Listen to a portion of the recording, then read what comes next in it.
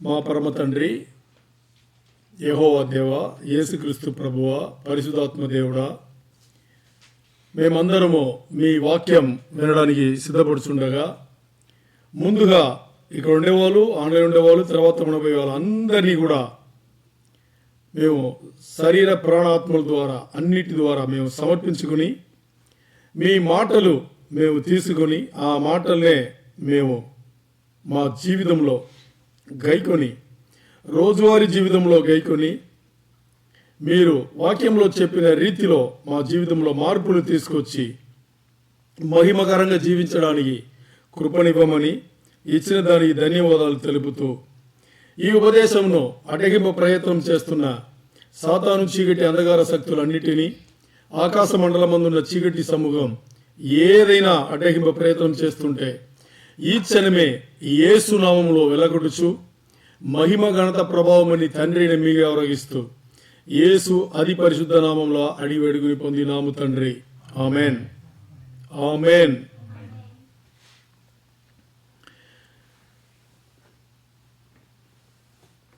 Friendship లేకపోతే relationship అని మనం మాట్లాడితే దానికి ముందుగా ఎక్స్పర్ట్ అని ఎవరు వస్తారు అనేది మన పోయిన తరగతిలో చూస్తే యేసు ప్రభు వారే వస్తున్నారు. దానికి మనం ఓ 2 వచనములు చూసుకున్నాం. ఏ వచనములు అది? ఏ వచనములు అంటే దేవుడు ఇశ్రాయేల్ జనాంగంకు ధర్మశాస్త్రం ఇచ్చారు. ధర్మశాస్త్రం ఇచ్చిన దీంట్లో ఎందుకు ఇచ్చారు అనేటప్పుడు వాళ్ళను ఒక క్రమంలో పెట్టాలి. ఆ క్రమం వచ్చేసి పనికిరాదని వాళ్ళకి చూపించాలి. అది తెలుసా మీకు? ధర్మశాస్త్రం ఎందుకు ఇచ్చారు తెలుసా? దేవుడే కదా ఇచ్చారు. దేవుడు ఇచ్చింది తప్పు అవుతుందా? తప్పు అవ్వదు. మరి ఎందుకు ఇచ్చారు అనేటప్పుడు దేవుడు ధర్మశాస్త్రం ఇచ్చింది ఓ క్రమశిక్షణలో పెట్టాలి. ఆ క్రమశిక్షణలో పెట్టి ఇది మీరు పాటిస్తే మీరు ఎప్పుడూ జీవితంలో గెలవలేరు, అంటే పరలోక జీవితంకు మీరు రాలేరు అని వాళ్ళకి చూపించాలి. అది చూపించిన తర్వాత విశ్వాస జీవితం ఏంటో వాళ్ళకి తెలియపరచాలి అని చెప్పేసి ముందు ధర్మశాస్త్రం ఇచ్చారు దేవుడు. పోనీ ధర్మశాస్త్రం ఇచ్చేటప్పుడు దేవుడు ఎవరినో ఒకరు 613 ఆజ్ఞలు జీవితం అంతా పాటిస్తే వాడు పరలోకం వెళ్ళిపోవచ్చు. ఎవరన్నా పాటించరా? అవలేదు కదా. అది అవ్వదని దేవుడికి తెలుసు, తెలిసే ఇచ్చారు. ఎందుకంటే వాళ్ళు ఎవరైనా కానీ విశ్వాస జీవితంలో రావాల్సిందే. విశ్వాస జీవితంలో ఎవరి పైన పెట్టాలి విశ్వాసం? యేసయ్య పైన విశ్వాసం పెట్టాల్సిందే. ఎవరైనా పరలోక జీవితంకి వెళ్ళాలి అంటే ఒకే మార్గం ఎవరు? యేసయ్య. అయిందా?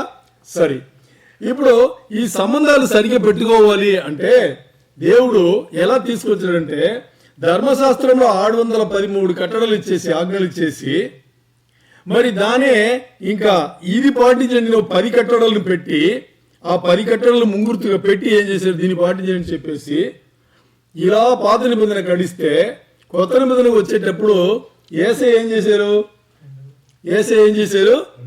613 కట్టడలను 2 ఆజ్ఞ కింద పెట్టి ఈ 2 పాటించండి, మిగతాన్ని ఒకటి దీంట్లో సర్దుకుంటుంది చెప్పారు.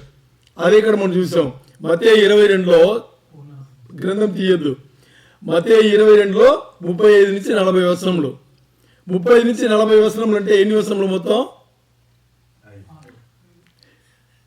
6 వచనములు. ఈ 6 వచనములలో చాలా సంగతులు ఉన్నా కానీ దాంట్లో 2 ఆజ్ఞలు ఉన్నాయి. ఆ 2 ఆజ్ఞలు ఏంటి? ఒకటి, మీరు మీ దేవుడైన యెహోవాను పూర్ణ హృదయముతో, పూర్ణ మనసుతో, పూర్ణ ఆత్మతో, పూర్ణ బలముతో మీరేం చేయాలి? ప్రేమించాలి. అంతేనా? ప్రేమించాలి, సేవించాలి, ఆరాధించాలి. అంతేనా? ఇది మొదటిది. ఇది మొదటిది అంటే ఎలాంటిదంటే చాలా ముఖ్యమైనది, అన్నిటికన్నా ముఖ్యమైనది అని మొదటిది. మరి రెండవది అని చెప్పేసి ఏం చెప్తున్నారు? రెండవది అని చెప్పేసి ఇది కూడా మొదటి లాంటిదే అన్నాడు. అంటే 2 ఒక్కలాంటిదే, ఇది కూడా మొదటి లాంటిదే అని చెప్పేసి నిన్ను వలె నీ పొరుగు వారిని ప్రేమింపవలను అని చెప్పారు. చెప్పేసి ఇంకో మాట చెప్పారు. ఏది 39లో 39 ఈ వచనం ఏది నిన్ను వలె నీ పొరుగు అని. 40లో చాలా మంచి మాట చెప్పారు. ఏం చెప్పారు తెలుసా? ఈ 2 ఆజ్ఞలు ఉన్నాయి కదా, దీనికి ఏమి కెపాసిటీ ఉందంటే, ఒకటి ముందు చెప్పిన ఆజ్ఞ మొదటిది, ఇది దేవుని ప్రేమించాలి. ఎందుకంటే దేవుడే అన్నిటికన్నా పైన గొప్ప కాబట్టి దేవుని ప్రేమించాలి. ఇది మొదటిది. కరెక్టేనా? ఓకే. ఇప్పుడు రెండవది ఏంటి? నిన్ను వలె నీ పొరుగు వారిని ప్రేమించాలి. ఇది మొదటి దేవునికి, రెండవది మిగతా అందరికి చెప్పాడా? చెప్పేసి 613లో 2 ఉందా? ఈ 2 వచ్చేసిందా? ఇంకా ఎన్ని ఉన్నాయి? 611 ఉన్నాయా? ఈ 611 కూడా కొని మొదటి ఆజ్ఞల మిగతా 2వ ఆజ్ఞకు చేరుకుంటాయి. ఎందుకంటే దీనికి సంబంధించిందే, అందుకని మీ 2 ఆజ్ఞలు పాటించండి అని చెప్పారు. అంటే దేవుడు మనకి ఏమి ఇవ్వలేదంటే అన్ని అన్ని ఆజ్ఞలు ఇచ్చి ఇవన్నీ మీరు పాటించని చెప్పాడా? ధర్మశాస్త్రంలో పాత నిబంధనలో 613 నువ్వు పాటించాల్సిందని చెప్పాడు. మరి కొత్త నిబంధన వచ్చేటప్పుడు విశ్వాస జీవితంలో యేసయ్య ఏం చెప్పాడు? 2 పాటించు, 613 కూడా దీని రూపం వచ్చేస్తుంది అని చెప్పేసి మనకి భారం తక్కువ చేశాడు. ఆయన చేశాడా లేదా? సరే, ఈరోజు ఇప్పుడు మనం ఏం చేస్తున్నామంటే, పోయిన తరగతిలో మనం చేసిన పని ఏం తెలుసా? మొదటి ఆజ్ఞ గురించి తేటగా చూసుకున్నాం. గుర్తుందా ఏమన్నా? మొదటి ఆజ్ఞ ఏది? అదే ఏది? మొదటి ఆజ్ఞ ఏంటి? నీ దేవుడైన యెహోవాను పూర్ణ ఆత్మతో, పూర్ణ బలముతో, పూర్ణ మనసుతో, పూర్ణ హృదయముతో అన్నిటితో ఏం చేయాలి? ప్రేమించాలి, ఆరాధించాలని చూసాం కదా, చాలా లోతుగా చూసాం. ఈ రోజు మనం రెండో ఆజ్ఞ చాలా చిన్నది కదా, మరి చూద్దాం ఎంత లోతుందో చూద్దాం. సరేనా? ఈరోజు 2వ ఆజ్ఞలో ఏమేమి ఉంది, ఎలా అని చూస్తే, దానికన్నా ముందు మనం ఏం మాట్లాడాలి తెలుసా? దీనికి కూడా ఈ మొదటి ఆజ్ఞ కానీ, మొదటి ఆజ్ఞకు మన ఉదాహరణ తీసుకుంది యేసయ్యనే కదా, యేసయ్యనే ఉదాహరణగా తీసుకుంది. ఎందుకంటే యేసయ్య ఆ మొదటి ఆజ్ఞ ఏముందో అది అలాగే చేశాడు. మరి 2వ ఆజ్ఞ యేసయ్య ఎలా చేశాడంటే, అంటే 100% చేసి చూపించాడు. అది ఏమన్నా మనకు కనిపిస్తుందా? నిన్ను వలె నీ పొరుగు వారిని నువ్వు ప్రేమింపవలెను అని ఉండేది యేసయ్య పాటించాడా? పాటించాడు. 100% పాటించాడు. ఎలాగని చూద్దామా? దానికైనా ముందు ఈ 2వ ఆజ్ఞ ఉంది కదా, అది చదువుకుందాం. తీయండి. మత్తయి 22:39 వచనం. మత్తయి 22:39. నిన్ను వలె నీ పొరుగువాని ప్రేమింపవలెనను రెండవ ఆజ్ఞయు దాని వంటిది. దేని వంటిది? మొదటిది వంటిది. ఈ 2 ఆజ్ఞలు ధర్మశాస్త్రం అంతటికి ప్రవక్తలకును ఆధారమై ఉన్నవని అతనితో చెప్పాను. సరే, ఇక్కడ మనం 2వ ఆజ్ఞ గురించి ఈరోజు మనం చాలా తేటగా మాట్లాడుకోబోతున్నాం. కాబట్టి ఈ 2వ ఆజ్ఞలో మనకి తెలియని పదం ఏంటి, ఏముంది అని చూద్దామా? తెలుగులో ఇంకోసారి చదవండి. 2వ ఆజ్ఞ నిన్ను వలె. మీకు అర్థమైందా? నిన్ను వలె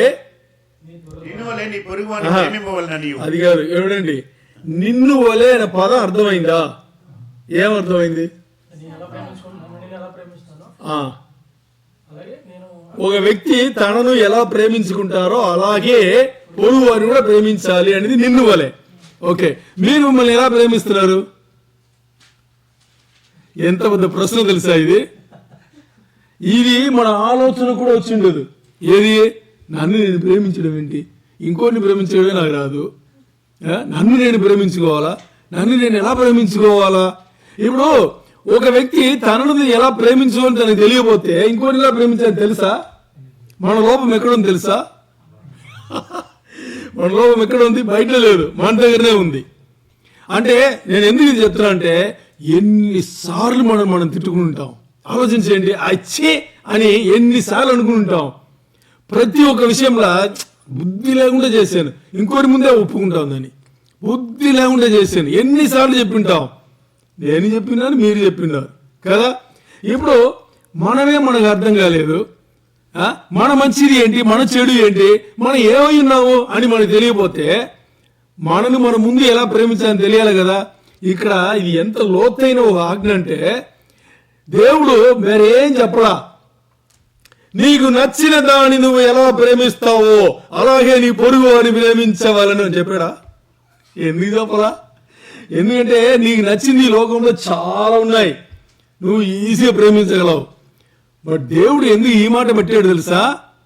ఏయ్ అబ్బాయి, నువ్వు నా సృష్టి, నేను ఎవరు తెలుసా? దేవుడే. దేవుడు అంటున్నాడు, నేను ఎవరు తెలుసా నీకు? దేవుడు. దేవుడు అంటే నీకు మామూలుగా ఉందా? దేవుడు అంటే నీకు మామూలుగా ఉందా? నేను నీకు అర్థం అవ్వాలి అంటే అది ఎన్ని జన్మం ఎత్తినా ఉండేది ఒక జన్మమే. ఏ జన్మ, ఈ జన్మ ఏ జన్మంలో నువ్వు అర్థం చేసుకో. అలాంటి వాడిని నేను. దానికి ఈ ఆజ్ఞలు చూపించాడు. నిన్ను వలే అన్నాడు. నిన్ను వలే అనే కానీ పెద్ద బాముచ్చి పడింది ఇక్కడ. నన్ను నేను ఎలా ప్రేమించుకోవాలి నాకు తెలియదు. నన్ను నేను ఎలా ప్రేమించుకోవాలి నాకు తెలియకపోతే నేను దీని ముందు తెలుసుకోవాలొద్దా? దీని ముందు తెలుసుకుని ఆ తర్వాత నేను చేయాలి, అలాగే పొరుగు అని ప్రేమించాలి. సరే, ఇది ఒక పెద్ద మర్మం. నన్ను నేను ఎలా ప్రేమించాలి అనేది చాలా పెద్ద మర్మం. తర్వాత పొరుగువారు నుంచి ఒకటి ఉంది కదా, ఎవరు వీళ్ళు? పొరుగువారు అనగానే ఎవరు వీళ్ళు?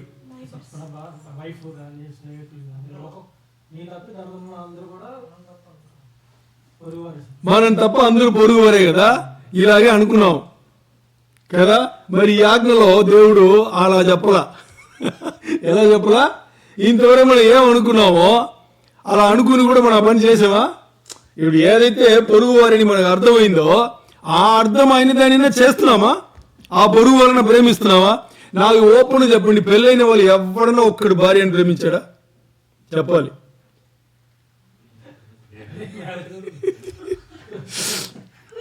అంటే మ్యారేజ్ పెళ్లి అవని వాళ్ళు ఆశ్చర్యంగా చూస్తారు. ఏంట్రా మీ భార్యలను ప్రేమించే మీకు ఏంట్రా ప్రాబ్లం అని చూస్తాడు. మరి పెళ్లి అయిన తర్వాత తెలుసు ఎందుకు భార్యను ప్రేమించాడు.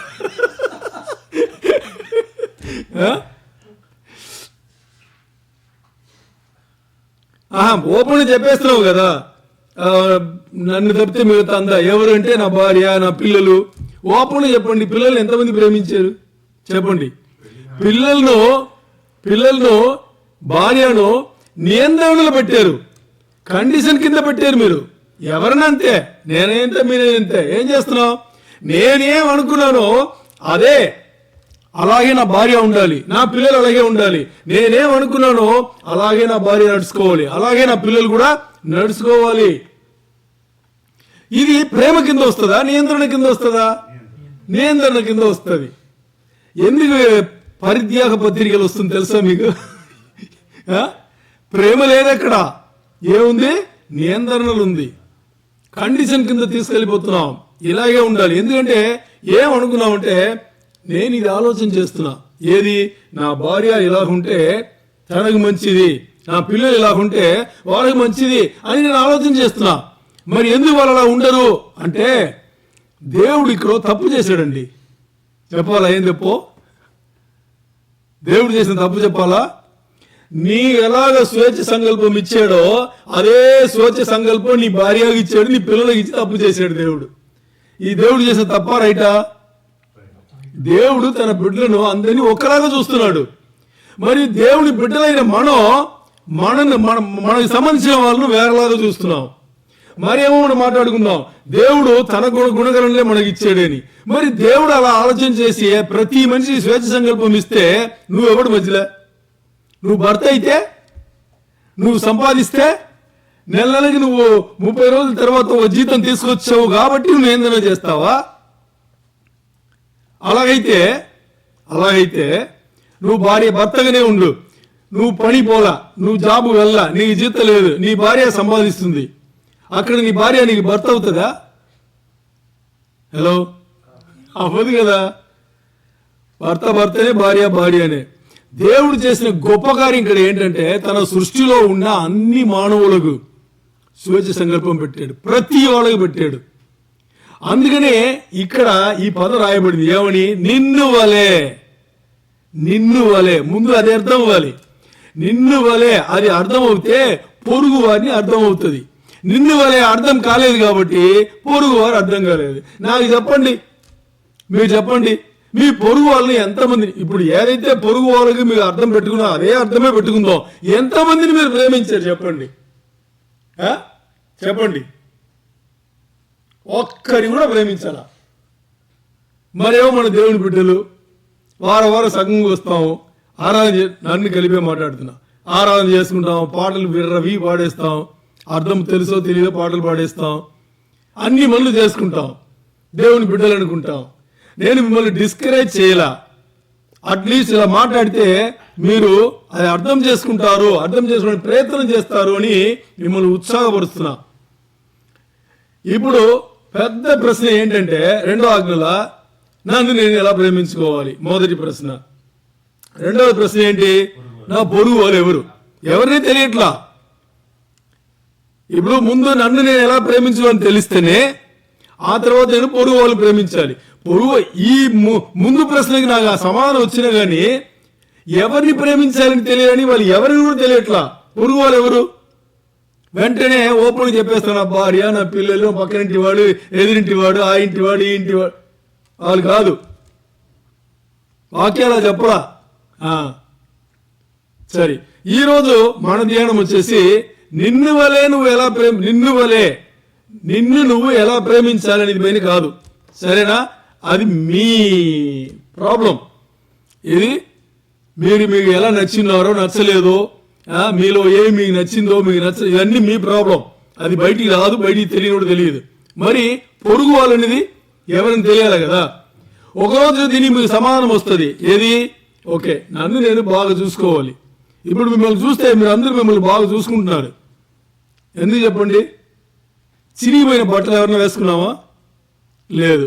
జుట్టు ఉన్నా లేకపోయినా దివ్వకుండా వచ్చామా? కదా, దివ్య కదా వచ్చాం. మంచి బట్టలు వేసుకున్నాం, నీట్గా వచ్చాం అంటే కాస్త కోస్త ఏం చేస్తున్నాం? మనల్ని మనం ప్రేమించుకుంటున్నాం కదా. ఇప్పుడు మిగతా ఎలా మనల్ని మనం ప్రేమించుకోవాలనేది మీరే చూసుకోండి. ఇది మనం మాట్లాడాల. మన ఈరోజు మాట్లాడేది మన పొరుగు వాళ్ళు ఎవరు, మన పొరుగు వాళ్ళు ఎవరు అని చూద్దాం. దానికి ఈ పొరుగు వాళ్ళు అనే తెలుగు పదానికి ఇంగ్లీష్లో వాడబడిన పదం ఏంటి? నైబర్. అదే కదా. ఓకే, ఈ పదం మనం కొంచెం లోతుగా వెళ్ళే ముందు ఒక విషయం తెలుసుకోవాలి. ఏంటంటే బ్రిటిష్ వాడు ఎటిమాలజీ అంటాడు, యుఎస్ అమెరికన్ వాడు ఎడమాలజీ అంటాడు. దీని అర్థం ఏంటంటే ఒక పదం ఉంది కదా, వర్డ్ అంటాం. ఒక పదం ఎప్పుడైతే ఆదిలో ఆ పదం ముందు దాన్ని తెలుసుకున్నారో ఆ పదం వచ్చేసి దానికి ఏం అర్థం అని అప్పుడు తర్జుమా చేసి ఉంటారు కదా. అప్పటికి తర్వాత వచ్చే కాలంలో ఉన్నాయి కదా, ఆ కాలమును పెట్టి ఆ పదానికి అర్థం మారుతుంది కదా. నేను చెప్పేది మీకు అర్థమైందా? ఓకే, ఉదాహరణతో చెప్తా. ఇప్పుడు 2000 సంవత్సరాల ముందుకు ఓ పదం వచ్చింది. ఏది? పొరుగువాడు అనేది. ఇదే తీసుకుందాం. పొరుగువాడు అనే పదం నైబర్ అని దీని 2000 సంవత్సరాల ముందు చూసారు అనుకుందాం, లేదా 5000 సంవత్సరాల ముందు మాట్లాడుకున్నారు. మరి 4000 సంవత్సరాల ముందు దాని అర్థం ఎలా తీసుకున్నారు? 3000 సంవత్సరం ముందు ఎలా తీసుకున్నారు? 2000 సంవత్సరం ముందు ఎలా తీసుకున్నారు? అదే పదానికి ఇప్పుడు అర్థం ఏం చేస్తున్నారు అని దీని గురించి మాట్లాడితే దాన్ని బ్రిటిష్ వాడు ఎటిమాలజీ అంటాడు, అమెరికన్ వాడు ఎడమాలజీ అంటాడు. అర్థమైందా? సరే, ఇప్పుడు ఈ పదం తీసుకుంటాం, పొరుగువాడు, నైబర్ అని. దీనికి ఏమర్థం అంటే గ్రేక పదం పెట్టే పదం వచ్చేసి ఆ పదం వచ్చేసి ప్లేసియాన్. ఏమంటాం? ప్లేసియాన్ అంటే దానికి అర్థం ఏంటంటే మీ దగ్గర ఉండేవాళ్ళు అని అర్థం. ఇది పొరుగువాళ్ళు అని దీనికి ఇంగ్లీష్ నైబర్ అని దీనికి గ్రేక పదంలో ప్లేసియాన్ అంటే దాని ఏమర్థం? మీ దగ్గర, మీ చుట్టూ అని అర్థం. ఎప్పుడు? ఈ పదం కనుక్కునేటప్పుడు. ఏది? ఈ పదం కనుక్కునేటప్పుడు దానికి అర్థం ఇది.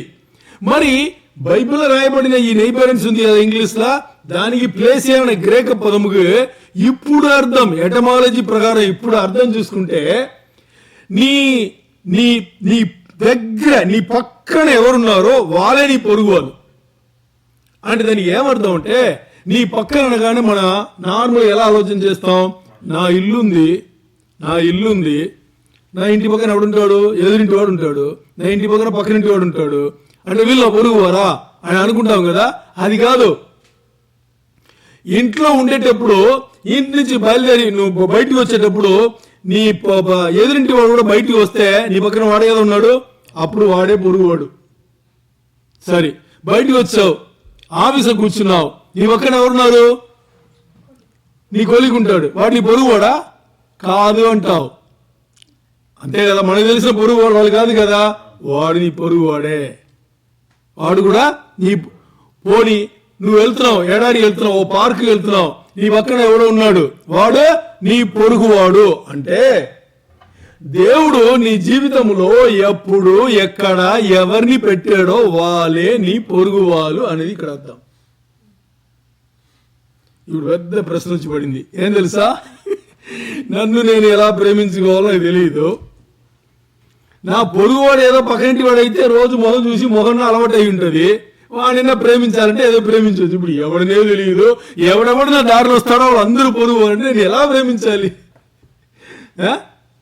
అవే పనా ఎవడో ముక్కు ముఖం తెలియని ప్రేమించగలమా? తెలిసిన వాళ్ళే ప్రేమించలేకపోతున్నాం. ఎందుకు? తెలిసిన వాళ్ళ లోపాలు మనకు తెలుసు కాబట్టి ప్రేమించలేకపోతున్నాం. మరి వీళ్ళందరూ తెలియని వాళ్ళు, వీళ్ళని ఎలా మనం ప్రేమించాలి? ఇంతవరకు మీరు ఆ వచనం చూసింటారు, మీకు ఇలా అనిపించిందా? ఎంత వెయిట్ అది, ఎంత లోతైన వచనం అది, మామూలు వచనం అది. ఎంత సింపుల్గా చెప్పేసి వెళ్ళిపోతాం. యేసయ్య ఇచ్చిన ఆజ్ఞలు ఏంటంటే అలా చెప్పేసి వెళ్ళిపోతాం. ఎందుకు? సండే స్కూల్ నుంచి అలవాటు, మనకి చిన్న నుంచి అలవాటు, టపటపట చెప్పేసి వెళ్ళిపోతాం. మరి దీనికి ఇంత అర్థం ఉందా? తెలియదు. చూద్దాం. ఓడి తర్వాత మనం చూస్తే ఇక్కడ ఇప్పుడు చాలా సార్లు మనం ఏమనుకుంటాము అనేటప్పుడు, ఓకే ఈ ప్రశ్న అడుగుతాం, మీరు ఎవరినా అంటే అందరూ చురుకైన వాళ్ళే చెప్పవచ్చు. మీరు మనకి బాగా అర్థం చేసుకుని చెప్పండి. మనకి ఈ ప్రశ్న అడిగి దీన్ని బట్టి మీరు ఆన్సర్ చెప్పేస్తారు. అంటే ప్రశ్నలే ఆన్సర్ ఉంటుంది అనమాట. అందుకని ప్రశ్నలు ఆన్సర్ పెట్టకుండా మిమ్మల్ని క్వశ్చన్ అడగాలి. ఎలా అడగాలి? ఓకే, ఇప్పుడు మీ పొరుగువారు అనేవారు ఎవరు అని నేను అడిగాను అనుకోండి, మీరు దాన్ని చెప్పలేరు. 24 గంటలు మీతో ఉండే పొరుగు వాళ్ళు ఎవరు చెప్పండి? 24 గంటలు మీతో ఉండే మీ పొరుగు వాళ్ళు ఎవరు చెప్పాలి? ఏమన్నారు? తల్లిదండ్రులు, తోడబుట్టిన వాళ్ళు, ఇంకా మీరుంటే మీ ఇంటి మీతోనే ఉంటారు కదా. 24 గంటలు అంటే అదన్నీ ఓకే. ఇంట్లో ఉండేటప్పుడు ఇంట్లో అంటే ఓకే, 24 గంటలు వదిలేండి, మీతోనే ఉండే మీ పొరుగు వాళ్ళు ఎవరు?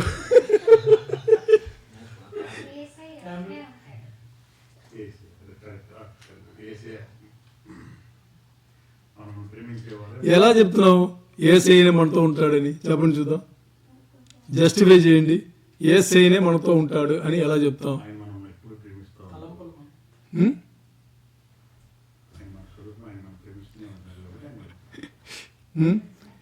యేసయ్య మన పొరుగువాడు అనేది ఉంటాడా? ఉండనిస్తున్నామా? ఉండనివ్వాలి అనేదే మన బాధ. ఇక్కడ ఉండనివ్వట్లేదే. ఓకే, సమాధానం అయితే కరెక్ట్. కానీ మనతో ఎప్పుడు ఉండే పొరుగువారు ఎవరు? పొరుగువాడు యేసయ్య ఒక్కడే. 2 ప్రశ్నలు ఉంది, ఒక ప్రశ్న కాదు, దీంట్లో 2 ప్రశ్నలు ఉన్నాయి. సరే, ఇప్పుడు ఎప్పుడు మనతో ఉండే యేసు ప్రభు వారే మన పొరుగువారు అనేటప్పుడు యేసు ప్రభు పొరుగువారు ఎవరు? ఆలోచన చేస్తారు. అలాగా ఇప్పుడు నా పొరుగువాడు యేసయ్యని ఒప్పుకున్నాం. ఎప్పుడు ఒప్పుకున్నాం? ఎప్పుడంటే ఎప్పుడు యేసయ్య నాతోనే ఉంటాడు, నన్ను చూసుకుంటాడు, నన్ను ప్రేమిస్తాడు, నన్ను దగ్గరగా చూస్తాడు, అందుకే నా పొరుగువాడు. ఓకే, బాగానే ఉంది. మరి యేసయ్యకు పొరుగువారు ఎవరు? అదే ఎవరు? ఇక్కడే ఒక విషయం మాట్లాడుకోవాలి. ఏమి మాట్లాడుకోవాలి తెలుసా? సరే, ఇప్పుడు యేసయ్య నా పొరుగువాడు అయితే ఓకే, ఎందుకంటే నాకు విశ్వాసం ఉంది. ఏమని? ఎప్పుడు యేసయ్య నాతో ఉంటాడు అనే విశ్వాసం నాకు ఉంది. కారణం ఏంటి? నేను ఆయన సృష్టి కాబట్టి నన్ను ఆయన మారు మనసు పొందనిచ్చి నీటి బాప్టిజం తీపిచ్చి ఎప్పుడు ఆయన తలముతోనే ఆయన పెట్టుకున్నాడు కాబట్టి, నన్ను ఏర్పరచుకున్నాడు కాబట్టి, జగత్పునాది వేయబడక ముందే నన్ను ఏర్పరచుకున్నాడు కాబట్టి నాతోనే ఆయన ఉంటాడు కదా. ఓకే, ఇప్పుడు యేసయ్య నాతో ఉన్నట్టుగా మీతో ఉండగలుగుతాడా? ఇప్పుడు నాతో ఉన్నాడు, మీతో ఉన్నాడా? ఇక్కడ కాదు, ఇప్పుడు నేను ఇక్కడ ఉన్నా, మీరు ఇంటికి వెళ్ళిపోయారు అనుకోండి. ఇప్పుడు నాతో యేసయ్య ఉంటే మీతో, మీ ఇంట్లో మీరు ఉన్నప్పుడు యేసయ్య ఉంటాడా? ఉంటాడు. మీరు ఎక్కడో ప్లాంట్లో ఉంటే మీతో ఉంటాడా యేసయ్య? ఎందుకు ఉంటాడు? యేసయ్య అన్ని చోట్ల ఉండేవాడు.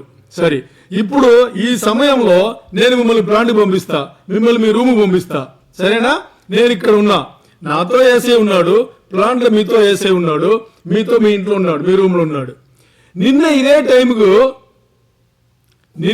టైముకు యేసయ్య, ప్రశ్న బాగా అర్థం చేసుకోండి, నిన్న ఇదే టైంకు మీరు ప్లాంట్లో ఉన్నారు, మీరు రూమ్ లో ఉన్నారు, నేను ఇక్కడ ఉన్నా.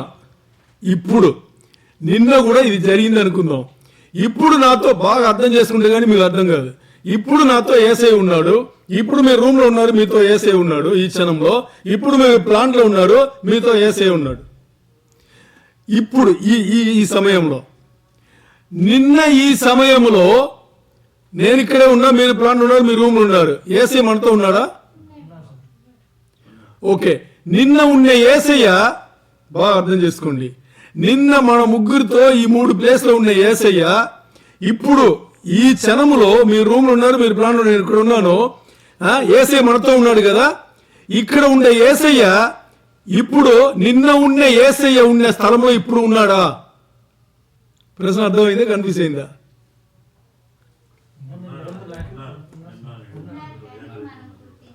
కాదు, నేను అడిగే క్వశ్చన్ మీకు అర్థం కాల, చెప్తా ఇంకోసారి. ఇప్పుడు టైం ఎంత? ఇప్పుడు 11:42. దీన్ని ఫిక్స్ చేసుకుందాం. 11:42కు యేసయ్య మార్క్తో ఇక్కడ ఉన్నాడు. 11:42కు యేసయ్య సహోదరుడితో ప్లాంట్లో ఉన్నాడు. 11:42కు యేసయ్య సహోదరుడితో రూమ్ లో ఉన్నాడు. ముగ్గురు వేరే వేరే చోట్ల ఉన్నాం, యేసయ్య ఇప్పుడు ఉన్నాడు. ఇది 11:42.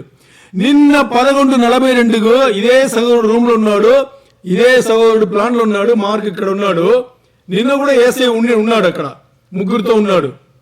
నిన్న ఉన్న యేసయ్య 11:42కి ఇప్పుడు ఇక్కడ ఉన్నాడు కదా. యేసయ్య ఇక్కడ ఇప్పుడు ఉండే యేసయ్య నిన్న ఉన్న చోట్ల ఇప్పుడు ఉన్నాడా? అది ప్రశ్న.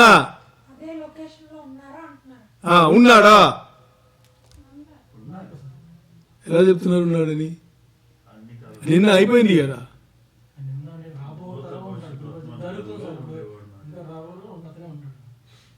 మీకు ప్రశ్న అర్థమైందా? నిన్న అనేది జరిగిపోయింది కదా, అక్కడ ఎందుకు ఉండాలి? నిన్న అయిపోయింది కదా. నిన్న 11:42కి 3 స్థలములలో యేసయ్య ఉన్నాడు కదా, అది అయిపోయింది కదా. ఇప్పుడు మనం ఇక్కడ ఉన్నాం, నిన్న కూడా ఉన్నాం, మనతో ఈ రోజు ఇప్పుడు యేసయ్య ఉన్నాడు, నిన్న కూడా ఉన్నాడు. ఇప్పుడు నిన్నటిది అయిపోయింది కాబట్టి ఓకే, ఈ రోజు ఇక్కడ ఉన్నాం కదా, ఈ రోజు ముగ్గురు ఇక్కడ ఉన్నాం, మనతో యేసయ్య ఉన్నాడు. నిన్న మీరు ప్లాన్ లో ఉన్నారు, మీరు రూమ్ లో ఉన్నారు, ఈ రోజు నిన్న నేను ఇక్కడ ఉన్నాను అనుకోండి, సరేనా? నిన్న మీతో ప్లాన్ లో ఉన్న యేసయ్య ఇప్పుడు కూడా అక్కడే ఉన్నాడా? నిన్న మీతో రూమ్ లో ఉన్న యేసయ్య ఇప్పుడు కూడా అక్కడే ఉన్నాడా? లేదు మన ముగ్గురు ఇక్కడ ఉన్నామని ఇక్కడ ఉన్నాడా? అది ప్రశ్న. ఓకే, ఇప్పుడు సమాధానం చెప్తా. యేసయ్య తన సృష్టిలో ఎక్కడెక్కడ 1-2 కాదా, సృష్టి 1-2 కాదు, ఎన్నో, ఈ భూమి అనేది ఒకటి, ఇలాంటి కోటాను ప్లానెట్స్ ఉన్నాయి. అన్ని ప్లానెట్స్ లో కూడా ఎప్పుడు సృష్టి చేశాడో అప్పటి నుంచి సృష్టి ఎప్పుడు అవుతుందో అవుతుందో తెలియదు, ఎప్పుడు అంతమవుతుందో అన్ని చోట్ల అన్ని కాలంలో ఉండేవాడు. అంటే నిన్న ఉన్నాడు, ఈ రోజు ఉన్నాడు, రేపు ఉన్నాడు అనేది కాదు. ఈ రోజే నిన్న పోయిన 100 సంవత్సరాల ముందు ఎక్కడెక్కడ ఉన్నాడో ఇప్పుడు కూడా అక్కడ ఉన్నాడు, అప్పుడు ఉన్నాడు, ఇప్పుడు ఉన్నాడు, ఇంకో 100,000 సంవత్సరాలు అయిన తర్వాత కూడా అక్కడ ఉంటాడు.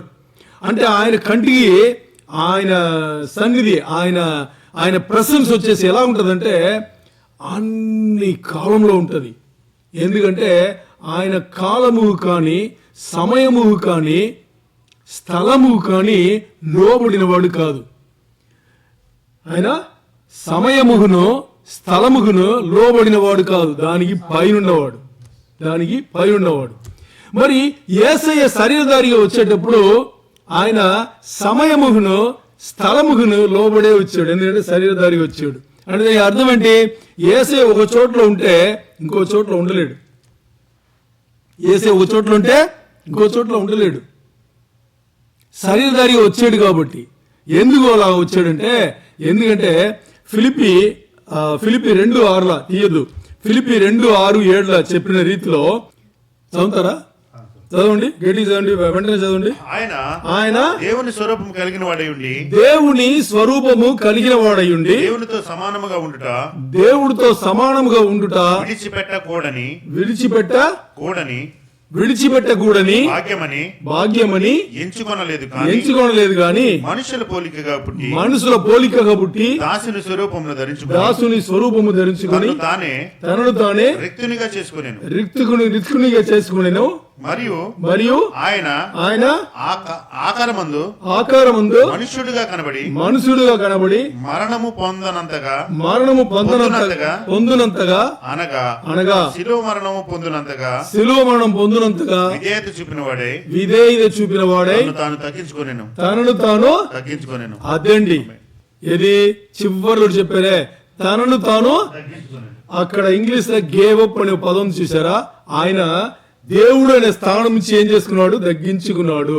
అంటే దేవునికి ఏమేమి అధికారం, శక్తి, బలమన్ని ఉన్నాయో అది అక్కడి నుంచి బయలుదేరేటప్పుడే విడిచిపెట్టాడు. ఏం చేశాడు ఆయన? దేవుడు అనే స్థానమును విడిచిపెట్టాడు.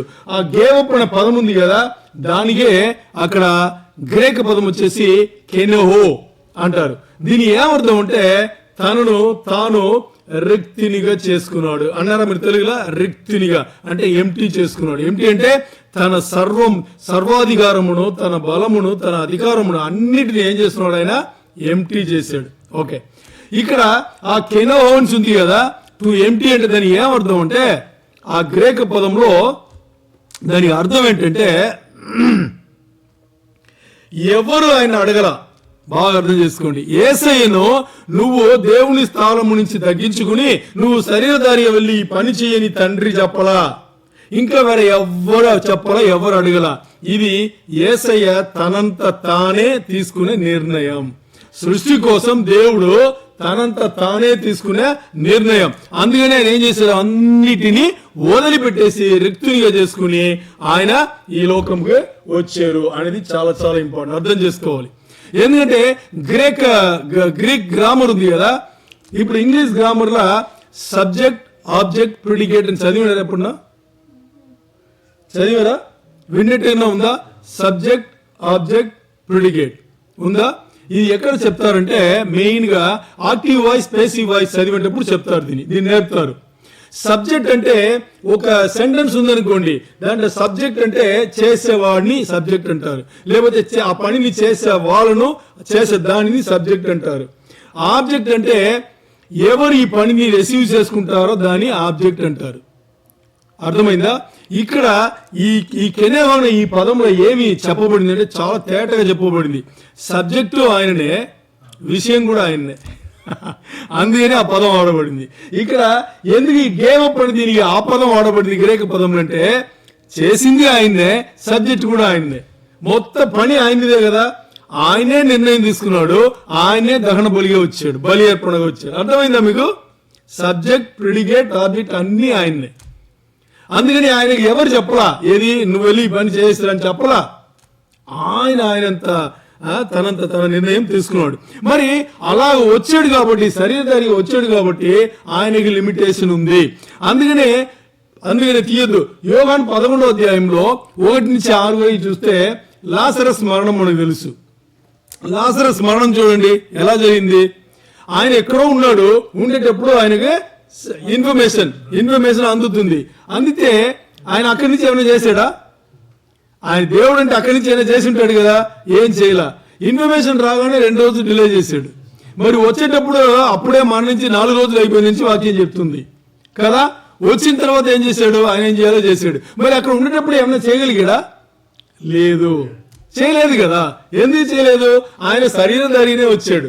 అన్ని పవర్, శక్తి, అధికారం, బలం అన్ని ఆయన వదులుకుని, దైవాంశమును వదులుకుని వచ్చాడు. ఓకే, ఇంకోటి చూస్తే శిష్యుల దగ్గర ఆయన మాట్లాడాడు. ఏమని మాట్లాడాడు? నేను ఇక్కడి నుంచి వెళితే గాని, నేనుంటే నేను ఒక చోటనే ఉండగలను. నేను ఇక్కడి నుంచి వెళితే పరిశుద్ధాత్మ దేవుడిని పంపిస్తే ఆయన అన్ని చోట్ల ఉంటాడు. ఎందుకు? ఆయన దేవుడు. నేను మానవుడు, ఆయన దేవుడు, అందుకని అన్ని చోట్ల ఉంటాడు. చెప్పాడే లేదా? సో యేసయ్యకి మనకున్న అదే లిమిటేషన్స్ ఆయనకు కూడా ఉన్నది. దాన్ని పెట్టుకుని ఆయన ఈ లోకంలో పాపం లేని జీవితం ఆయన జీవించాడు. సరే, ఇప్పుడు యేసయ్య ఈ 2వ ఆజ్ఞ ఉంది కదా, ఏది? నిన్ను వలె నీ పొరుగు వారిని ప్రేమింపవలను అని. దీన్ని ఎలా పాటించాడు తెలుసా? క్రియాశీలంగా, లిటరలీ అంటారు, క్రియాశీలంగా దాన్ని అలాగే పట్టుకుని పాటించాడు. ఎలా చెప్పగలుగుతున్నాము అనేటప్పుడు, ఇప్పుడు యేసయ్య వచ్చేసి తాను ఎక్కడ ఉన్నాడో, తన పక్కన ఎవరున్నారో వాళ్ళు ప్రేమించాడా లేదా? ఎవరినన్నా యేసయ్య జీవితంలో యేసయ్య ఉండేటప్పుడు వాళ్ళ దగ్గర వెళ్ళిన వాళ్ళు ప్రేమించలేదని ఎక్కడన్నా ఎవరినో ఒకరిని చెప్పగలమా? నో.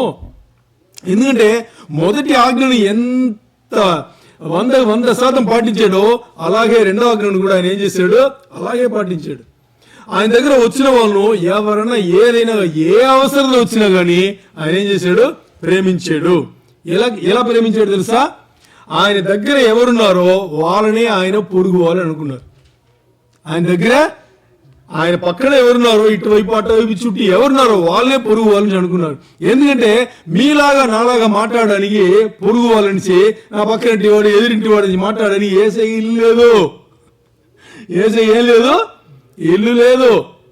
ఇప్పుడు మనం సింపుల్ గా తప్పర్థం చేసుకుని నా ఎదురింటి వాడు నా పొరుగు వాడు, నా పక్కనింటి వాడు నా పొరుగు వాడు అని అనుకున్నాం కదా. వీళ్ళు కాదు. యేసయ్య అలా చూస్తే ఎవరు అలాగా లేనే లేదు. అందుకని యేసయ్య ఎప్పుడు ఎక్కడున్నాడో, ఆయన పక్కన ఎవరున్నారో, ఆయన చుట్టూ ఎవరున్నారో వాళ్ళే ఆయనకి పొరుగు వాళ్ళు. ఓకే, ఈ పొరుగు వాళ్ళు అనగానే యేసయ్య 24 గంటలు మనతోనే ఉన్నాడు కదా. మనమే అప్పుడప్పుడు అలా వెళ్ళిపోయి మరి ఆయన దగ్గర వస్తాం. వెళ్ళేది ఎక్కువ, ఉండేది తక్కువ కదా. మరి యేసయ్య ఎప్పుడు మనకు పొరుగువాడే. అందుకే మనకి యేసయ్య ఒక్కడు పొరుగువాడైతే యేసయ్యకి ఎంతమంది పొరుగువాళ్ళు? సృష్టిలో ఉండే మానవులు అంతమంది పొరుగువాలే. ఎందుకంటే అందరితో అన్ని కాలంలో, ఎప్పుడు పుట్టక ముందు నీతోనే ఉన్నాడు, నువ్వు పుట్టిన నుంచి ఇంకా నువ్వు అయిపోయిన తర్వాత కూడా నీతోనే ఉంటాడు. ఎందుకంటే నీ ఆత్మగా నాశనం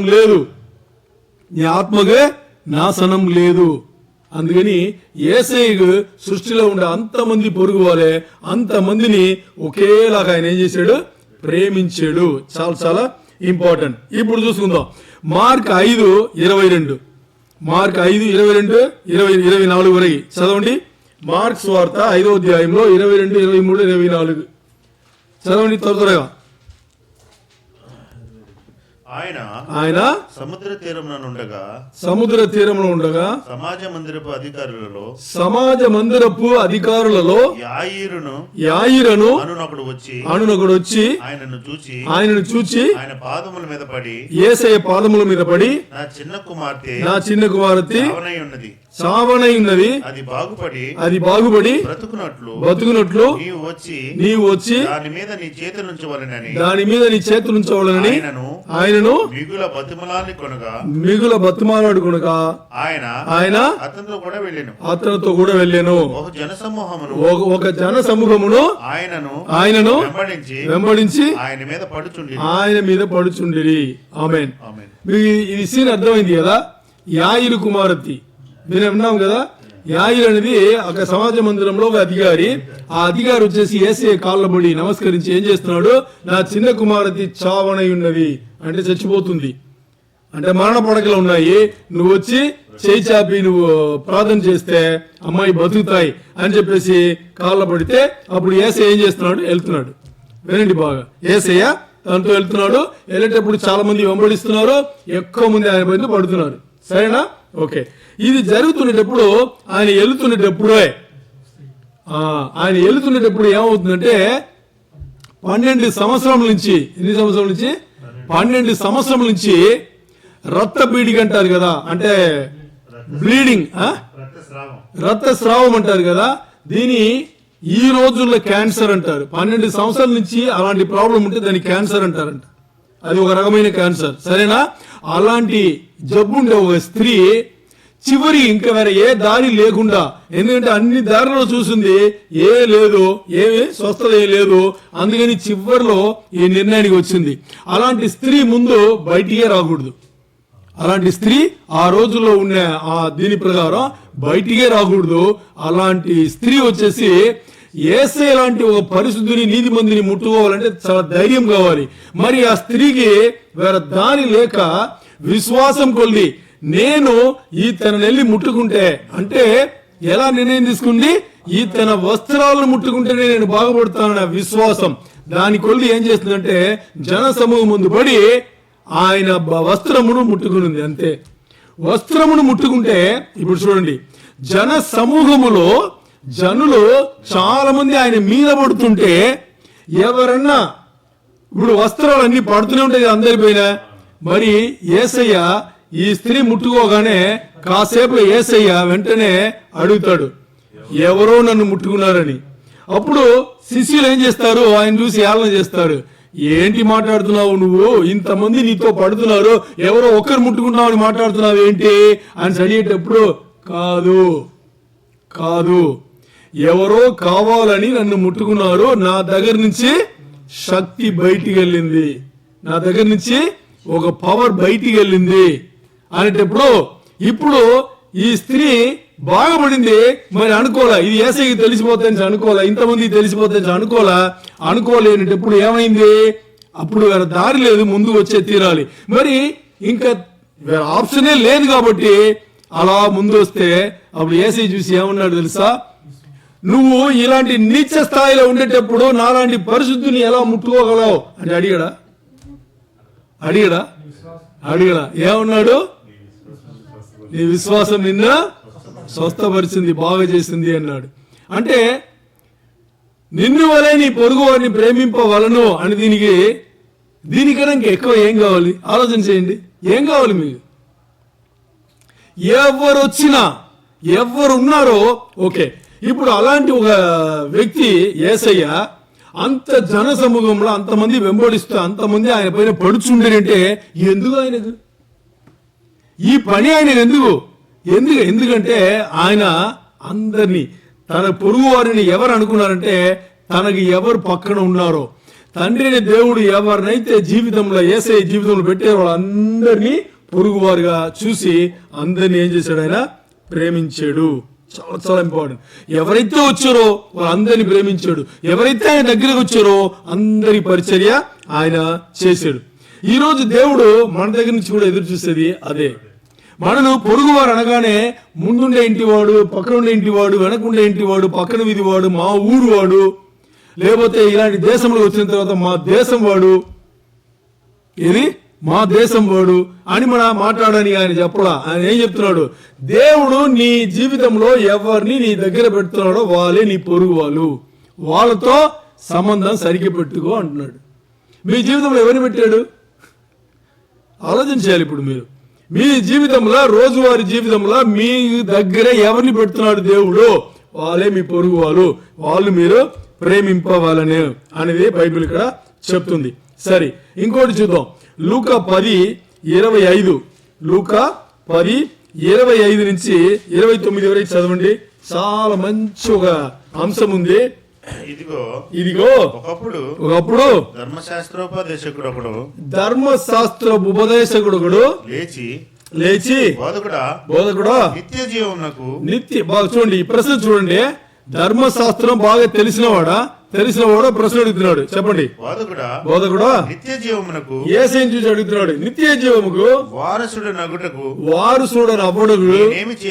నేను ఏమి చేయవలనని ఆయన శోధించు అడిగాను. చూడండి, ఒక ధర్మశాస్త్రంలో పాండిత్యం కలిగిన ఒక వ్యక్తి యేసుని చూసి ఏమడుగుతున్నాడు తెలుసా?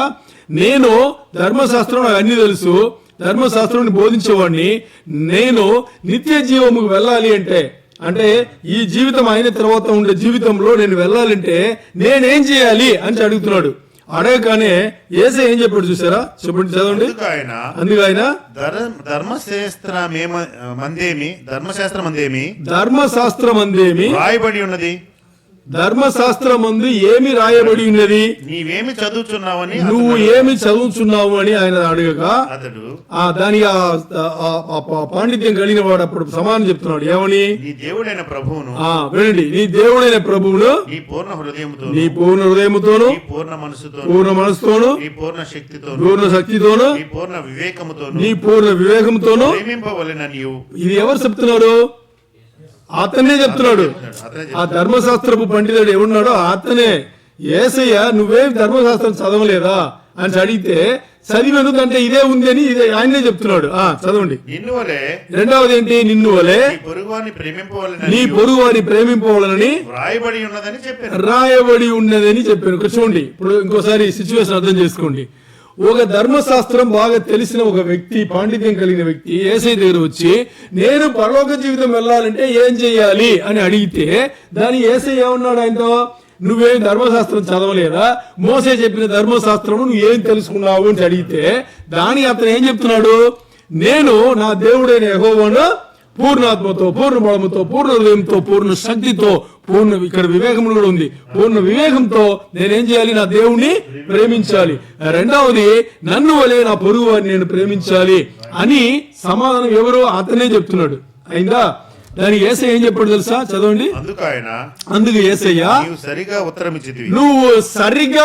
ఇచ్చితివి, నువ్వు కరెక్ట్ గా చెప్పావు. ఏదైతే ప్రశ్న దానికి సమాధానం కరెక్ట్ గా చెప్పావు, అలాగు చేయము, అప్పుడు నువ్వు జీవించేదవని అతనితో చెప్పాను. అయిపోయిందా? ఇప్పుడు చూడండి డ్రామా, చదవండి.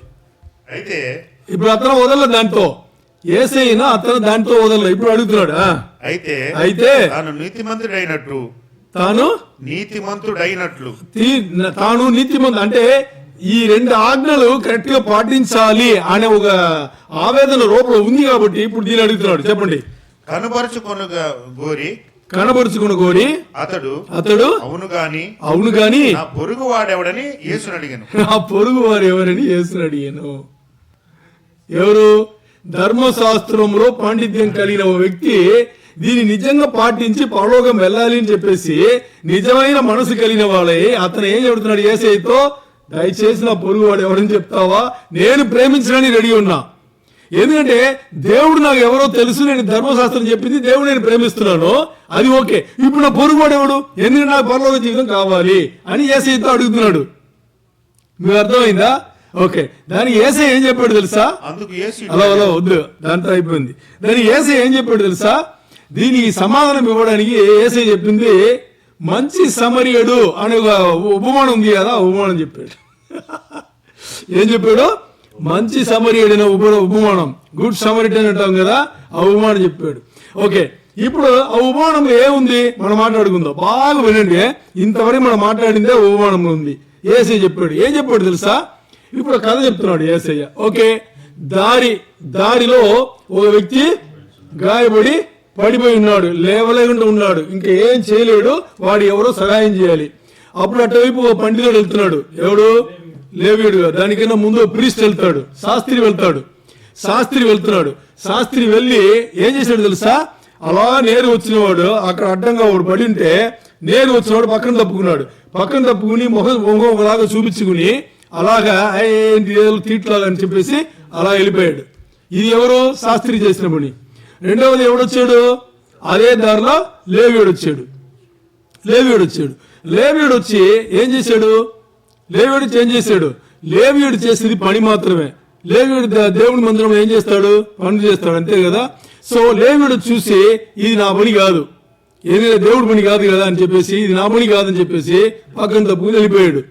మరి ఇంకో మూడో వ్యక్తి వచ్చాడు. ఎవరోడు? సమరీయుడు. సమరీయుడు అంటే ఎవరు తెలుసా మీకు? Hello, okay, యేసయ్యనే. సమరీయుడు అంటే ఎవరు? ముందు యూదులు వాళ్ళని తక్కువ చూపు చూస్తారు. ఎందుకంటే వాళ్ళు సగం దేవుళ్ళు ఉంటారు, సగం లోకంలో ఉంటారు.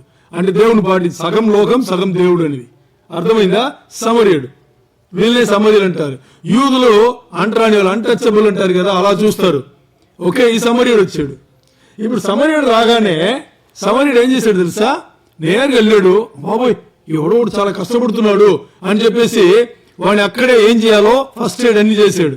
చేసి ఏం చేశాడు తెలుసా? చేసి ఒక దాని రెస్ట్ రూమ్ ఏం చెప్తారు? విశ్రాంతి స్థలం ఏదో ఒకటి, ఛత్రం చావడి ఏదో చెప్తాము కదా, ముందు ఛత్రం ఉందా? ఇప్పుడు అక్కడ తీసుకెళ్లి అక్కడ పెట్టేసి ఏం చేస్తాడంటే చెప్తాడు ఆయన అక్కడ ఉండేవాళ్ళ దగ్గర, ఈయన నా మనిషి, బాగా చూసుకో, బాగా చూసుకుని నీకు ఏమేమి కావాలో అన్ని ఇవ్వు, అన్ని ఇచ్చి అన్ని చక్కబెట్టు, 2 రోజుల తర్వాత వస్తానంటాడు. ఇప్పుడు నీకు కావాలని ఇచ్చేసాను, 2 రోజుల తర్వాత వచ్చి నువ్వేమేమి ఖర్చులు పెట్టావో అన్నిటికీ నేనే నీకు ఇస్తాను అని చెప్పేసి వెళ్తాడు. సరేనా? చెప్పేసి ఇప్పుడు యేసయ్య ఉపమానం చెప్పేసి ఇప్పుడు మీరు చదవండి. లూకా 10:36-37 చదవండి. లూకా 10:36-37 చదవండి. కాగా దొంగల చేతిలో చిక్కిన వానికి ఈ ముగ్గురులో ఎవరు పొరుగువాడాయను అని నీకు తోచుచున్నది. ఎవరు? యేసయ్య ఈ పండితుడి దగ్గర, ఏది ధర్మశాస్త్ర పండితుడి దగ్గర ఉపమానం చెప్పేసి ఇప్పుడు అడుగుతున్నాడు. ఏమని? వాడక్కడ పడిపోయినారు, ఈ ముగ్గురు వచ్చారు కదా, శాస్త్రి వచ్చాడు, లేవీయుడు వచ్చాడు, సమరీయుడు వచ్చాడు. ఈ ముగ్గురులో ఆ పడిపోయి గాయపడి ఉన్నాడు కదా, వాడికి పొరుగువాడు ఎవరని నీకు తోచుచున్నది అని యేసయ్య అడుగుతున్నాడు. అర్థమైందా? దాని ఇప్పుడు అతను ఏం సమాధానం చెప్తున్నాడు చూడండి. అందుకు యేసు నీవును వెళ్ళి అలాగూ చేయమని అతను చెప్పాను. 36-37 చదివారా మీరు?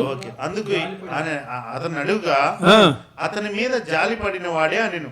అతని మీద ఎవరైతే గాయపడి ఉన్నారో అతని పైన ఎవరు జాలి పడ్డారో వాళ్ళే ఆయనకు పొరుగువాడు అని ఎవరు చెప్పింది? శాస్త్రి, ఆ పండితుడు చెప్తున్నాడు. అర్థమైందా? సరే, ఇప్పుడు ఆ గాయపడిన వాడికి ఇల్లు ఎక్కడో ఉంటది కదా, ఆ ఇంటి పక్కన ఉన్నవాడే పొరుగువాడు ఇక్కడ చెప్పారా? లేదు కదా. ఈ గాయపడిన వాడి పొరుగువాడు ఎవరయ్యారు? ఇప్పుడు సమరీయుడయ్యాడు. అర్థమైందా? 2 రోజుల తర్వాత వస్తానని చెప్పేసి వెళ్ళిపోయిన వాడు వచ్చింటాడా రాడా? డెఫినెట్గా వచ్చింటాడు కదా. వచ్చాడా ఇంతవరకు? ఇంకా 2 రోజులు కాలేదు కాబట్టి రాలా. 2000 సంవత్సరములు అవ్వబోతుంది. 2000 సంవత్సరములు అవ్వబోతుంది. యేసయ్య మరణ పునరుద్ధానం నుంచి 2000 సంవత్సరములు అవ్వబోతుంది. రాబోతున్నాడు. అర్థమైందా? వస్తాడు, వచ్చి ఇక్కడ ఏమేమి ఖర్చులు అయిందో అన్ని ఖర్చులు ఆయనే తీరుస్తాడు. అర్థమైందా? అది మ్యాటర్. ఇక్కడ పొరుగు అని ఇప్పుడు మీకు ఏమర్థమైంది? మీకు పొరుగు వాళ్ళనేది మీకు ఏమర్థమైంది? మన మొదటి పొరుగు వాడు ఎవరు? యేసయ్య. మన మొదటి పొరుగువాడు మన యేసయ్య. అంతేనా? ఓకే, యేసయ్య దేవుడు.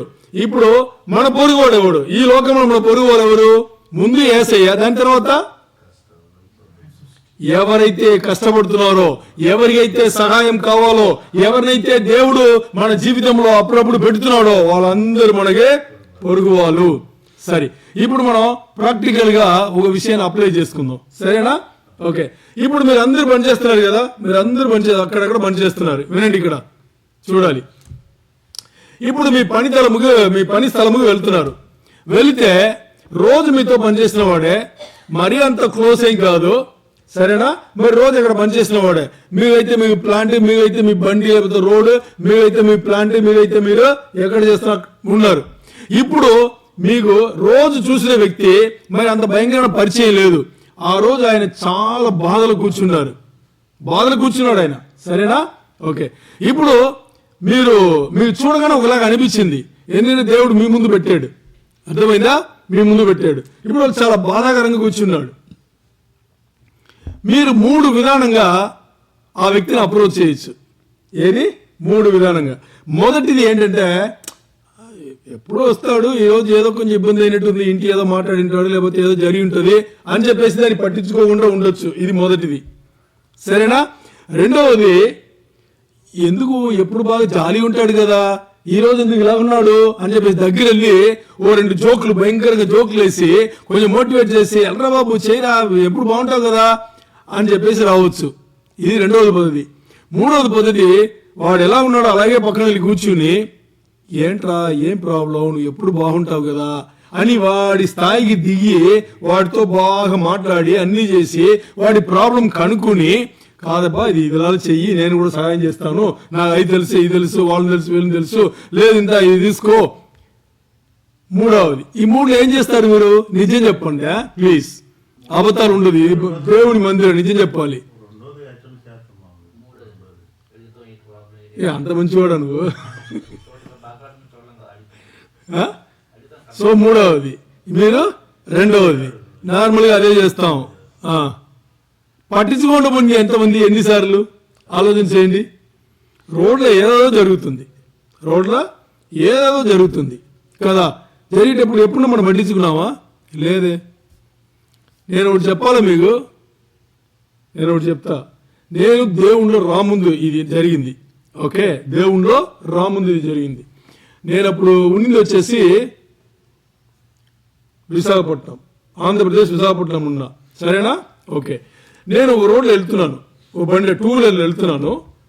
నాతో ఎవరున్నారు, వెనకాల ఎవరు ఉన్నా నాకు గుర్తులేదు. 2 వీలర్లో వెళ్తుంటే రోడ్లో వెళ్తున్నాను, నా రైట్ సైడ్ కొంచెం చిన్న ఒక 10-20 మంది గుంపు, మధ్యలో ఎవరు బండిలో పడిపోయినాడు, రక్తం కారుతుంది, భయంకరం కారుతుంది రక్తం. అందరూ చూస్తున్నారు, కానీ అందరూ చుట్టారు చూస్తున్నారు, ఏం చేయాల, ముట్టుకోవాల. ఎందుకంటే అప్పుడు భయం ఉండేది, ముట్టుకుంటే పోలీస్ కేసు అయిపోతుంది, మనల్ని స్టేషన్ లాగుతారని చెప్పేసి భయం ఉండేది. సో నేను ఎప్పుడు కూడా అలా పట్టించుకునేవాడు కాదు. ఏదో జరిగితే మన జీవితాలని చెప్పి వెళ్ళేవాడు. ఆ రోజు ఏమో నాకు తెలియదు, నేను బండి పక్కన పెట్టేసి వచ్చే ఏంటని నేను చూస్తే పడిపోయి రక్తం అంటే మామూలు కాదు, ఎక్కువ వెళ్ళిపోయింది. అందరూ చూస్తున్నారు, సైలెంట్గా ఉన్నారు, అందరూ చూస్తున్నారు. అప్పుడు నాకు నేను తెలిసి చేయాల, తెలియ ఉండనే ఆయన దగ్గర ఉన్న, అంటే ఆయన ముస్లిం ఆయన, సరేనా? ఆయన వాళ్ళ డ్రెస్సులు ఒకలాగా ధోతి ఇవన్నీ ఉంటాయి కదా, తీసి ఎక్కడ రక్తం కూడా ఇక్కడి నుంచి పోతుంది, సరేనా? తీసి వెంటనే దాన్ని పెట్టి మరి ఓ పక్కన ఉన్న ఒక ఆటో నిలబడి దాన్ని పిలిచి ఆటోలో ఎక్కించి నేను వాడి బండిలో వెళ్ళి హాస్పిటల్లో అడ్మిట్ చేసి నా దగ్గర ఏదో కలిగిందని ఇచ్చేసి నేను వెళ్ళిపోయా. నేను కావాలని చేయలే, తెలిసి చేయలే. ఆ రోజు అలా జరిగింది. వెళ్ళిపోయేటప్పుడు నేను అప్పుడే నేను సెల్ వాడుతున్నా, ఇప్పుడే కదా అది సెల్ వాడుతున్నా.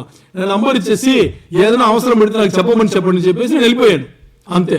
వెళ్ళిపోయిన తర్వాత ఒక 15 రోజుల తర్వాత ఆయన దగ్గర నుంచి కాల్ వచ్చింది, నాకు పిలుస్తున్నాడు.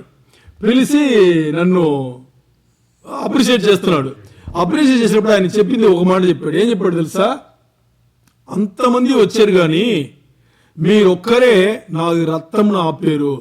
అలా ఇంకో 5 నిమిషాలు ఉంటే నేను చచ్చిపోయేవాడిని. ఎందుకంటే అప్పుడే అంత రక్తం పోయింది, ఇంకా పోతుంది, ఎవరికి కూడా తోచలేదు, మీరు వచ్చి దాన్ని చేశారు, అది చేశారు కాబట్టి నేను బతికేను అని చెప్పేసి. అతని ఇల్లు ఎక్కడుంది తెలుసా? విశాఖపట్నం కాదు, విజయవాడ, సరేనా? విజయవాడ నుంచి ఏలూరు వెళ్తాం కదా, విజయవాడ నుంచి ఏలూరు వెళ్ళే విజయవాడ అవుటర్ ఏలూరు వెళ్ళేది ఒక థియేటర్ ఉంది లెఫ్ట్ సైడ్ లో. ఆ థియేటర్ దాటి ఉండే ఏరియా, ఆ ఏరియా పేరు కూడా మర్చిపోయాను, అక్కడే ఇల్లు చెప్పాడు నాకు. ఆ తర్వాత మేము ఫ్యామిలీతో వెళ్ళాము, సిస్టర్ గుర్తుందేమో తెలియదు నాకు, ఫ్యామిలీతో వెళ్ళాము మేము, సరేనా? అక్కడ వెళ్ళి ఆ తర్వాత కలిసాము, అన్ని మాట్లాడుకున్నాం. ఇప్పుడు ఆలోచన చేస్తే ఇంటికి వెళ్ళిన తర్వాత ఆయన మాట పలిగాడు. ఏ మాట పలిగాడు తెలుసా? ఆయన వేరే మతం, నేను అప్పుడు ఇంకా దేవుని ఎరగల.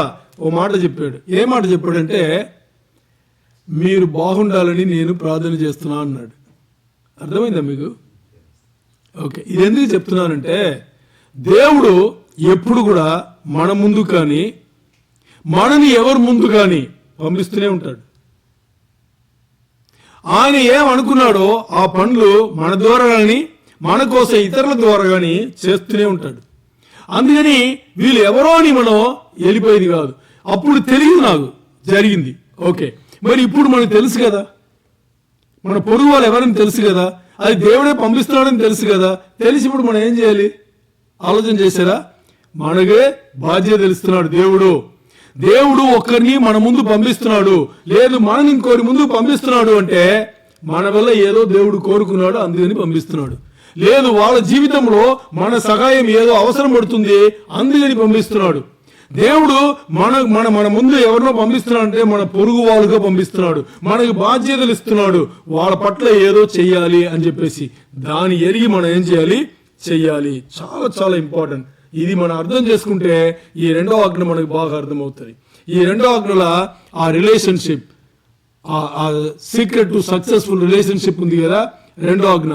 యేసయ్య 33.5 సంవత్సరములు కూడా ఖచ్చితంగా ఆయన పనిచేశాడు. ఎందుకంటే దేవుడు ఏదైతే కలిగి ఉన్నాడో అలాగే జీవిస్తున్నాడు. మీకు అర్థమైందేమో తెలియదు నాకు. దేవుడు ఏదైతే గుణగణములు కలిగి ఉన్నాడో ఆయన అలాగే జీవితాన్ని పెట్టి చూపిస్తున్నాడు. యేసయ్య 33.5 సంవత్సరములు మన మధ్యలో వచ్చి జీవించినా గానీ ఒక్కటి కూడా కరెక్ట్ గా ఆయన గుణగణములు ఏంటో దానే ఆయన జీవితంలో వ్యక్తపరిచాడు. ఇప్పుడు యేసయ్యని చూస్తే మొదటి ఆజ్ఞను క్లియర్ పాటించాడు. ఎలా చెప్పండి? ఇప్పుడు యేసయ్య తన పూర్ణ హృదయంతో తండ్రిని ప్రేమించాడా లేదా? తండ్రి దేవుడే కదా, పూర్ణ హృదయంతో ప్రేమించాడు. పూర్ణ ఆత్మ తండ్రితో పెట్టాడా లేదా? పెట్టాడు. పూర్ణ శక్తితో పెట్టాడా లేదా? పూర్ణ వివేకంతో పెట్టాడా లేదా? అదేండి మొదటి ఆజ్ఞను పాటించాడు. అలాగే యేసయ్య దేవుడు, తండ్రిని దేవుడు యేసయ్య ముందు ఎవరినెవరిని పెట్టాడో అందరిని ప్రేమించాడా లేదా? అందరికి ఆయనకు సంబంధించిన బాధ్యతలు ఆయన చేశాడా లేదా? అన్నిటికన్నా మెయిన్ ఏం చేశాడు ఆయన? అక్కడ ఫిలిప్పీ 2:6-7 చెప్పిన రీతిలో దైవాంశమును వదిలిపెట్టిందే దేనికోసం? దైవాంశను వదిలిపెట్టింది దేనికోసం? పొరుగు వారిని ప్రేమించడానికి. పొరుగువారు ఎవరు? సృష్టిలో ఉన్న అంతమంది ఆయనకు పొరుగువారు అయ్యారు, పక్కన వారు అయ్యారు. వీళ్ళు పొరుగు వారిని చేసి ఏం చేశాడు ఆయన? తెలిసి వచ్చాడు. కంప్లీట్ గా అన్నింటిని అక్కడ వదిలేసి తెలిసి వచ్చాడు. వచ్చిన తర్వాత ఆయన జీవితాన్ని కూడా ఎలా వ్యక్తపరిచాడంటే తన ముందు ఎవరు వచ్చారో, దేవుడు ఎవరిని పంపించాడో అందరిని ప్రేమించాడు. ఆయన ఏం చేయగలుగుతున్నాడో అవన్నీ ఆయన చేశాడు. So perfect example, perfect expert ఎవరు? 2 ఆజ్ఞల్లో కూడా యేసయ్యని తప్పితే ఇంకోరు లేరు. మరి దేవుడు మన దగ్గర ఈరోజు ఎదురు చూసేది కూడా అదే. నువ్వు నీ దేవుడు అనగానే నీకు దేవుని భక్తి భయం ఉంటది, అప్పుడు నువ్వు ప్రేమిస్తావు, అన్నిటితో ప్రేమిస్తావు. మరి పొరుగువాడు నుంచి వచ్చేటప్పుడు ముందు నిన్ను వలె నువ్వు నిన్ను ఎలా ప్రేమించుకోవాలి మంచిగా అనేది నీకు తెలియాలి. అలాగే నువ్వేం చేయాలి? నీ పొరుగువారు అంటే, నీ పొరుగువారు అంటే ఎవరు? పక్కనింటి వాళ్ళు, ఎదురింటి వాళ్ళు, వెనకింటి వాళ్ళు కాదు.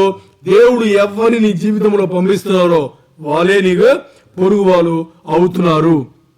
అందుకని ఎవరు వచ్చినా గానీ ఆ సమయంలో ఏం చేయాలో అది చేసిన తర్వాత ఇంకా వాళ్ళకి మన దగ్గర నుంచి సహాయం అవసరం పడితే మన ఇన్ఫర్మేషన్ అన్ని ఇచ్చేసి మరలా యేసయ్య చెప్పినట్టుగా మరలా నేను వస్తాను, నీ అవసరం పడేటప్పుడు చెప్పు, నేను వచ్చి చేస్తాను అనే మనస్తత్వం మనకి కలిగి ఉండాలి.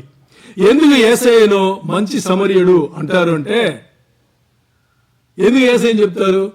ఎందుకు యేసయ్యని చెప్తారంటే యేసయ్యకి ఇంకో పేరుంది. ఏం పేరు? ఇమానుయేల్ అని పేరుంది. ఇమానుయేల్ అంటే ఏం అర్థం తెలుసా? God man race. అందుకే ఇమానుయేల్ అని పెట్టారు. గాడ్ మ్యాన్ రేస్ అంటే దేవుడైన వాడు శరీరధారి అయ్యి శరీరాలతో ఉండి వాళ్ళ కోసం చేశాడు కదా. దేవుడుగా ఉన్నాడు, దేవుడు శరీరధారి అయ్యాడు. గాడ్ మ్యాన్, దేవుడు శరీరధారి అయ్యి శరీరంలో ఉండే వాళ్ళందరి కోసం ఆయన వాళ్ళ కోసం చేసిన పని ఉంది కదా, అది ఎవరి ద్వారా మొదలైంది? యేసయ్య. అందుకనే యేసయ్యగా Emmanuel, god man race, Emmanuel. అందుకనే దేవుడు మానవుడు రెండు ఉండింది. సమరయులు అలాగే ఉంటారు, సగం దేవుళ్ళు ఉంటారు, సగం లోకంలో అలాగా ఉండేవాళ్ళు. అందుకనే యూదులు ఏం చేస్తారంటే వీళ్ళేంట్రా మనుషులు, వీళ్ళు ఇలాగా ధర్మశాస్త్రం అస్సలు పాటించలేని అంటరాని వాళ్ళుగా వాళ్ళని ట్రీట్ చేస్తారు. సో ఇక్కడ అలాంటి ఒక ఇమానువేలుగా మనమందరూ పొరుగువాళ్ళు, ఇమానువేలుగా మనమందరము పొరుగువాళ్ళు. అలాంటి ఇమానువేలైన దేవుడు మన జీవితంలో ఎవరైనా పంపించేటప్పుడు వాళ్ళు మనకి పొరుగువాళ్ళు. వాళ్ళ బాధ్యతలు మనం నెరవేర్చవలసింది మన బాధ్యత. యేసయ్య వచ్చేసి మనకు పొరుగువాడు. యేసయ్య మనను పొరుగు వాళ్ళుగా చూశాడు కాబట్టి ఆయన మన పాపములను ఆయన పైన వేసుకుని, బాగా చూసుకోండి, దీనికైనా పెద్దగా ఎవరు చేయలేరు కదా. మన పాపములను ఆయన పైన వేసుకుని ఏం చేశాడు, మన కోసం ఆయన మరణించి మన పొరుగువాడయ్యాడు. అలాగే ఈరోజు మన జీవితంలో దేవుడు మనం చెప్పేది, మన జీవితంలో దేవుడు ఎవరినైతే పంపిస్తారో వాళ్ళందరికీ కూడా మన మంచి పొరుగు వాళ్ళుగా ఉండి మంచి సంబంధాలను మనం మెయింటైన్ చేసుకోవాలి. అర్థమైందా? దేవునికే మహిమ కలుగును గాక.